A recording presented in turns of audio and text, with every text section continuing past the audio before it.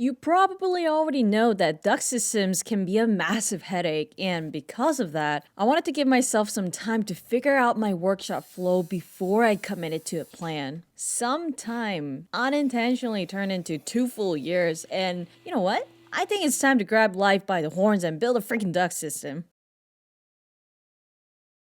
Bringing all these boxes into the woodshop was very exciting for me because it meant there would be less clutter inside the house. And to paint you a better picture, those boxes were sitting around for more than a year, so finally being able to get back some of that space was a relief. The pipes and fittings I decided to go with are from a brand called Air Handling Systems, and I chose them because after all the research I did, I felt like the way their pipes connected was one of the simplest, and anything that was gonna make this process smoother and easier was a big plus. After getting everything out of the boxes, I took a second to look back at all the beautiful pieces I laid out and got this overwhelming sense of pride about how well I organized them. Which made me think, if for some crazy reason doing woodworking doesn't work out, I could potentially be very happy just restocking things at a retail store.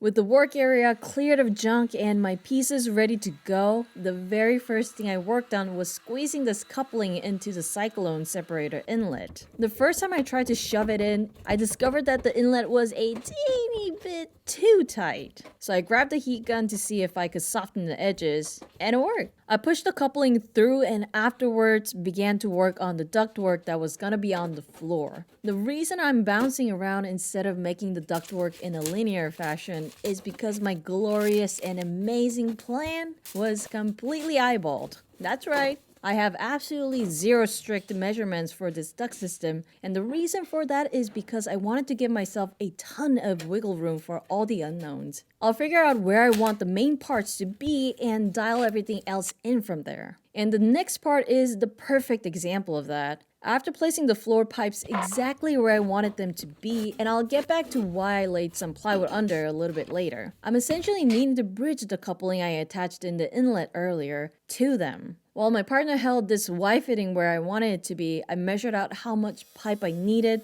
made my cut accordingly, and tried to see if I could prop the pipe up with a stick instead of needing my partner to hold it up the whole time. And it worked. I taped the connections on the Y fitting, and to hold the pipe up, I will be suspending it from the ceiling with some metal wire. The first time I was introduced to using wire to suspend things from the ceiling was from a sculpture class. One day, in order to demonstrate how strong a metal wire can be, the teacher first suspended a chair and afterwards used the same amount of wire to suspend a 400-pound desk. This moment really made an impression on me, and while I'm not exactly suspending something that's 400 pounds, knowing that the wire could do it was enough of a guarantee of safety for me to proceed. Now earlier, when I pushed the coupling into the inlet, I also turned the cyclone to where the angle was pointing towards the wall. And the reason for this is because I want the wall to act as another anchor for these pipes. I started to figure out how I was gonna secure it, and after staring at the spot for a while, my answer ended up being to keep it as simple as possible. So, my plan was to cut some rectangles out of plywood, cut out half circles to fit the pipe, glue 2 of them together to make it more sturdy, drill them into the wall, and then strap them down with some pipe clamps. Once I got to a stopping point on building the brackets, I cut the pieces of pipe that I needed to connect the Y fitting to the floor pipes and then moved back to working on the floor pipes again. If you remember from when I was working on this earlier, I laid down some plywood under it, and the reason for that is because I'm gonna be building a case for it. One thing I've always noticed about garages and wood shops are the spiders. They can turn any nook and cranny into a home, and the last thing I want is to see a bunch of webs and spider eggs. I've got nothing against spiders, but I just don't want them in my shop, so that is reason number 1 for enclosing it. Reason number 2 revolves around how it's laying across a walking path. I wanted to protect it from getting accidentally stepped on, and by making a hard case for it, you can walk on it, kick it, body slam it, elbow drop it, or whatever you feel like accidentally doing, and the pipe will still be a-okay. While waiting on the glue to dry there, I went back to working on the pipe brackets, and I don't know about you, but I have always had a slight distrust about drywall anchors. They rip and tear, and my rule of thumb with anchors is just to go overboard. If I'm putting up a frame that weighs 5 pounds, I'll pick an anchor that can hold 30. And even though I'll use an anchor that's 6 times stronger than what I need it for, I will still feel like it could fail. But that's just me. And if you're like this too, do let me know in the comments. Now, when I tried to screw the pipe clamp onto the concave of the bracket, I realized it didn't seem very secure. The metal could move with the pipe and the whole thing could potentially pull away. I changed plans and instead cut the pipe clamp in half, screwed each of those sections to the flat outer side of the bracket, and after putting the Y fitting in place and tightened the clamp, the whole setup was rock solid. With the Y-fitting brackets done, I went back to work on the case for the floor pipes and saw that I did need a little more material on one end. I added a smidge more plywood with a half-lap joint, and to help with alignment on the sides, I decided to use dowel joints. The rest of this box was pretty straightforward, and one thing I noticed about myself is that sanding has pretty much become a pre-glue up ritual for me. There's absolutely no reason to be sanding this box, but giving it a nice sand makes me feel happy. The surface gets that nice and smooth softness and makes you want to touch it, you know what I mean? After gluing and clamping the heck out of these pieces, I began to work on the taping for 3 sections. The vertical pipe going towards the floor, to which I've also added a lateral T, a part of the ceiling section, and the pipe that drops down for the joiner and planer. Working on the ceiling was kind of a pain in the butt. To get into the attic, I have to go back inside the house, take my shoes off, take the shoes upstairs along with all of the tools I need, put my shoes back on before entering the attic space, then go inside to a really dark and cramped space with gnarly attic smell to do whatever I set out to do. And sometimes I had to do all of that just to get one measurement. And you know how earlier I mentioned that I have trust issue with wall anchors? Well, with ceilings, that trust is completely non-existent. Instead of simply using an anchor, I cut 2x4s with pocket holes and went into the attic to secure them to the joists. When I went back into the garage, I screwed D-rings into the 2x4s, and only then did I feel secure about hanging these pipes from the ceiling. After figuring out the size that I needed with one wire cable, I went back down and basically used it as a reference to make a bunch of copies. To save us a little bit of headache, I'm gonna group some of the ceiling work and the pipe case work together because when I look back at the footage, I was going back and forth, sometimes only doing 1 or 2 steps before bouncing back to the other one. Now, besides the part of going into the attic being annoying, the entire process of hanging the pipes from the ceiling went extra smooth. I'd hook up the cables, slide a pipe through, connect the pipe to a fitting, tape them together, and bada bing, bada boom. Whenever I needed to cut some pipes, I went outside with my super cool safety sunglasses and used what I discovered to be a perfect pipe holder to hold them. That's right, it's the unfinished case I made for the floor pipes. Before, I had to try to kind of finagle a bunch of clamps, and while I would eventually get the job done, using this case made everything much easier. And it makes sense, right?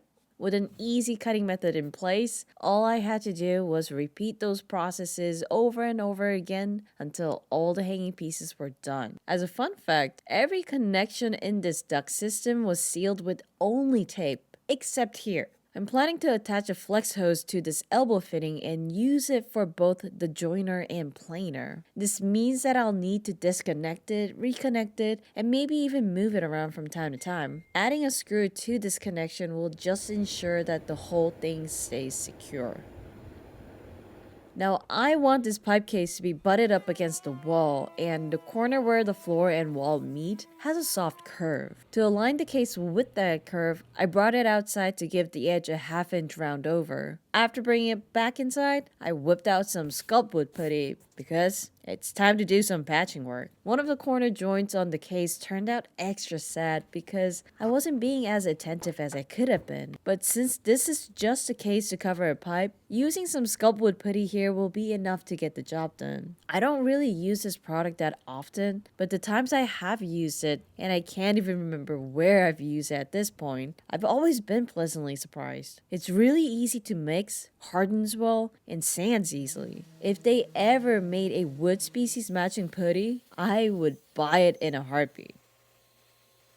Once the putty was cured and sanded, I moved on to making the lid. I made it out of 2 pieces, and once I got an approximate size for them, I screwed them in where I wanted them to be and used a flush trim router to cut off the excess material. After giving it a light sand, I took the lid off and began to add a layer of foam tape to give it a tighter seal. But once I got one side done, I realized that I ran out of it and didn't have enough to cover the rest of the other edge. I consider myself a pretty well prepared person, but when things like this happen, I feel like I'm the most unprepared person. Since I couldn't do anything there, I used what little I did have to work on half of an end cap because if I could at least get that done, I would be able to connect this section to the rest of the overall duct system. The box fit perfectly against the corner and I worked my way down from the Y fitting, adding a lateral T with a blast gate, and of course, the straight pipe. And while I was happily taping away, I realized that I'd forgotten to add one of these blast gates to the ceiling.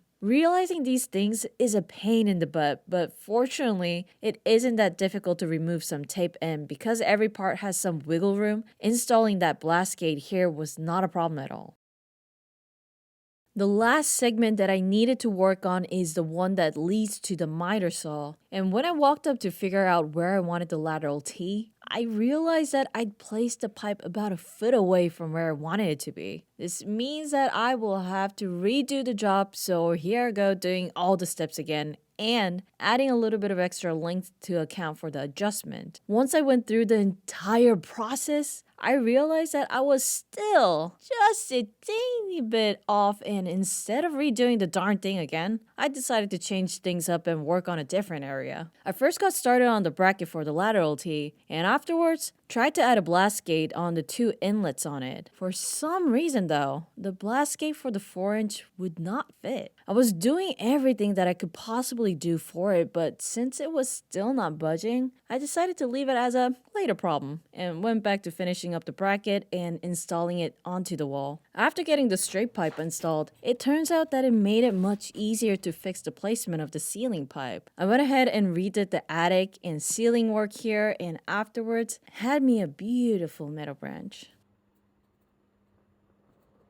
With the ceiling work basically done now, my new roll of foam tape had also arrived and I went back to work on the pipe case. Since the foam tape I ordered had a different kind of density, it meant that I also had to redo the edge that I'd already taped. I know what you might be thinking. How many things is she gonna have to redo on this thing? And the answer is, as many things as it takes to get the job done right. It's never part of the plan to have to redo things, but sometimes things like this just happens. And other times, like with this project, it happens a lot. And that's okay. It is finally time to work on the actual dust collector. I originally thought that this was gonna be a super quick process. Set it back up, turn it on for a test run, and done. But because I rotated the cyclone separator earlier, the opening on the bracket that I made for it a long time ago wouldn't line up anymore. I'm pretty sure there wouldn't have been any severe flaw with having the misalignment, but I couldn't let it fly. So, yet again, I am redoing one more thing. Only this time, it's redoing something I made about 2 years ago. The positive thing is that I wouldn't be making it exactly the same. I had the chance to make the bracket better than the original because, as you can see, I had to basically destroy a part of the bracket before because I glued it together. This time, I created a screw system so if I ever need to adjust it, it should be much easier to do. And once I had finally broken the old bracket apart, rebuilt it, and installed it back onto the wall, the very last step was to push the chip collector back into its place. And voila.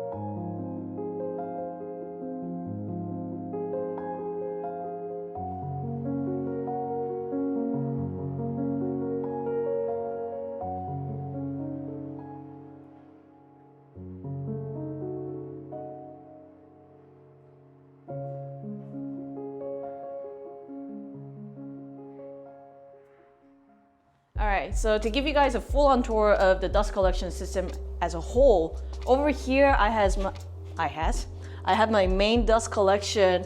It's a Delta 1.5 horsepower dust collection that used to be a 1-stage, but I did upgrade it to a 2-stage. So over here, as you can see, the chip separator, and on the left side, I have the canister on the top, and then a giant bag to gather all the fine dust. I know this is extra, but it works for me. Starting the duct system here, I have my main inlet.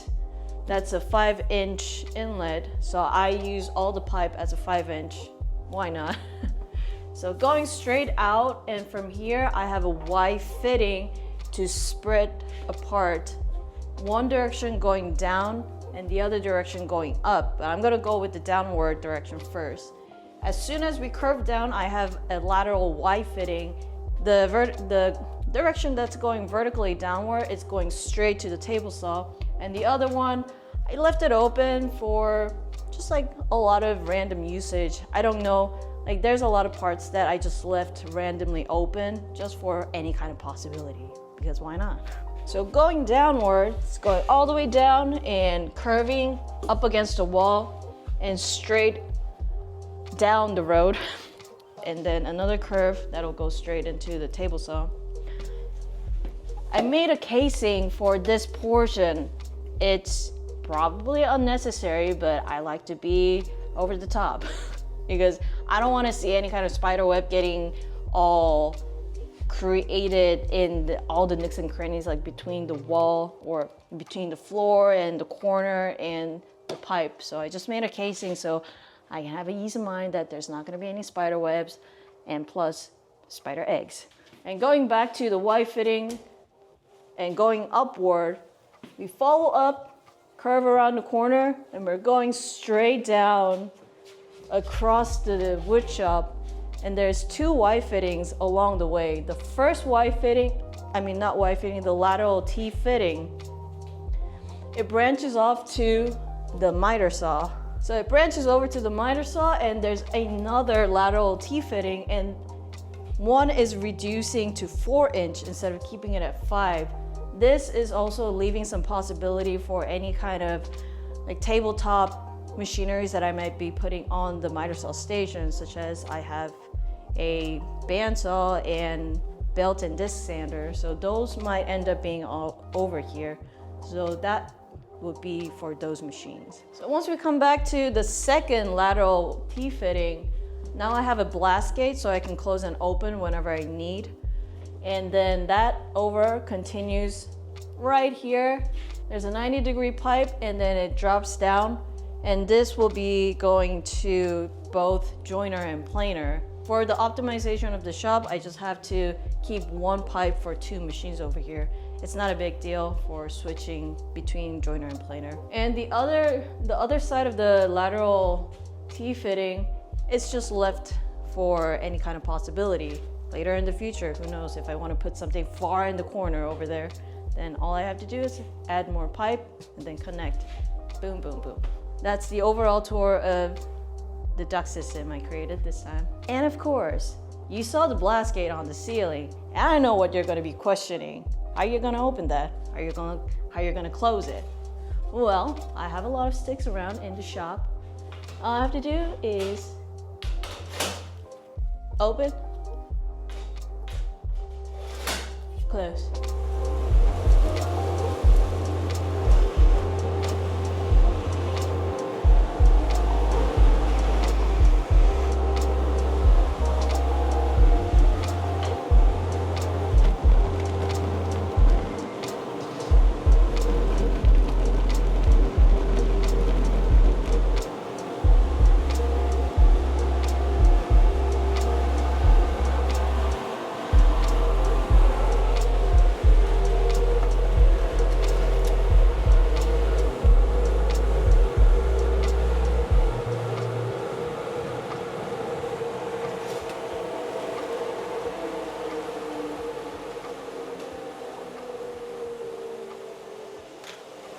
That's strong.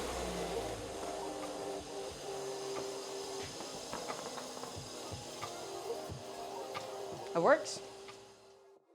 When I finally finished this project and turned it on, I remember thinking, whoa, was it always this strong? I think that not being able to use it for a while and only using shop vac made me kind of forget how strong the dust collector is. Do I wish I had a stronger one? Of course. But I don't need it. And this one should do me just fine for now. Anyways, I hope you all enjoyed this video. I think the year of 2024 is basically the year I'm gonna be working on projects I really wanted to work on when I first started out Clara's Woodshop.